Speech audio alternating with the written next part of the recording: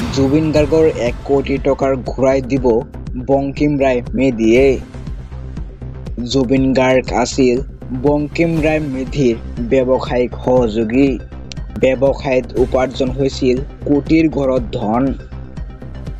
জুবিনৰ প্ৰাপ্য ধনখিনি গৰিমাক দিব বঙ্কিম ৰায় মেধিয়ে। জুবিন গাৰ্গৰ প্ৰাপ্য ধন আৰু কাৰ হাতত আছে? ক'ত আছিল জুবিন গাৰ্গৰ কষ্টোপাৰ্জিত ধন?